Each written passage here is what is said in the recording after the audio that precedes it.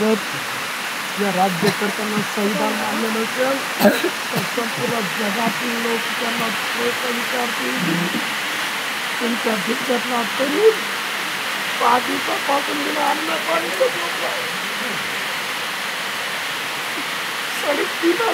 साडेतीन कोटी तरुणांना रोजगार मिळवण्यासाठी 6 लाख तरुणांना रोजगार मिळवण्यासाठी 1,34,000 तरुणांना परमानंट नोकरी मिळावी याच्यासाठी तुम्हाला शब्द पूर्ण करा.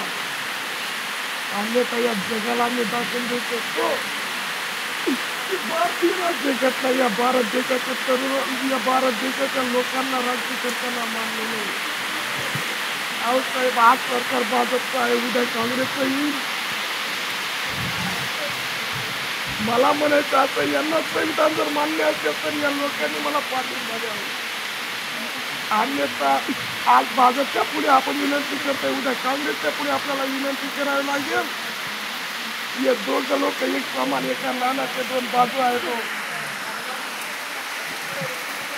छापा आला काय, काटा आला काय, सत्ता त्यांच्या हातात आहे. माझ्या तरुण पिढीचं भविष्य काय, माझ्या भारतीय राज्यघटनेचं काय, संविधानाचं काय, पण याचं उत्तर देतो.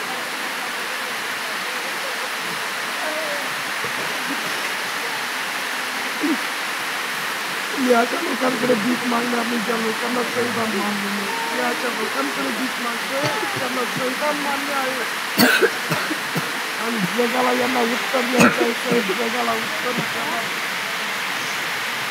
आम्ही कायद्याने मागतोय ना. 12वी आणि पदवीधर तरुणांना पोस्टाद्वारे शिक्षण देऊन यांनी वसतिशाळेमध्ये होते तर त्यांना झेडचे रूपांतर केलं पाहिजे.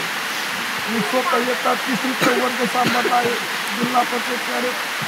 1947 कायद्यामध्ये कामगार कायदा मला लागू होतो साहेब. मी 334 दिवस काम रेग्युलर केलंय. त्यातलाच माझं नाव आहे आणि त्यातला कसा म्हणतो मी 3रीचा वर्ग सांभाळला आहे साहेब. मुख्याध्यापकांचं नाव आणि माझं नाव एका त्यातलाच आहे. मुख्याध्यापकांचा वर्ग मी सांभाळला साहेब. माझ्याकडे व्हिडिओ सुद्धा आहेत आणि मुख्याध्यापकांचा शिक्षकांच्या आदला वर्ग सांभाळला. साहेब 10,000 रुपये मानधन मला यांनी स्टेट बँकेमध्ये टाकलं आहे साहेब. मी काम केलं म्हणून माझे प्रत्येक दिवसाला यांनी सिग्नेचर घेतले आहे, मला पगार दिलेला आहे. अहो साहेब, या लोकांना जर संविधान मान्य असेल तर हेच लोक मला न्याय देतील.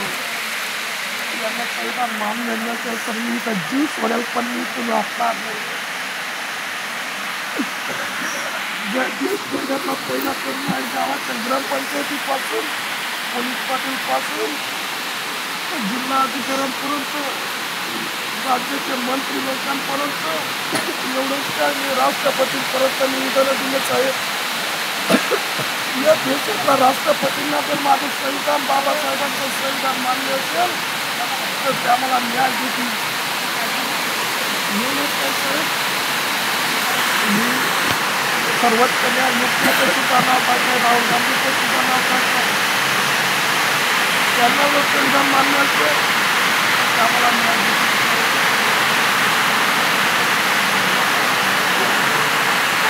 वाजरा देवरीची नसून संविधानाची लढाई आहे. वाजरा देवरीसाठी नसून या देशाला 3.5 कोटी तरुणांसाठी आहे. या राज्याचा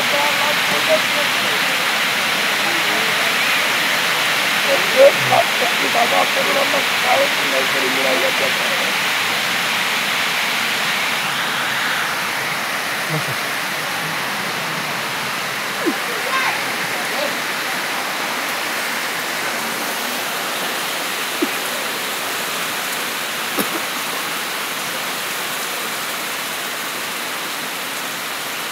बघा सर, या इथली परिस्थिती मी अभिलाल दादांची स्वतः बघितली असेलच. अतिशय गंभीर परिस्थिती त्यांची आज झालेली आहे.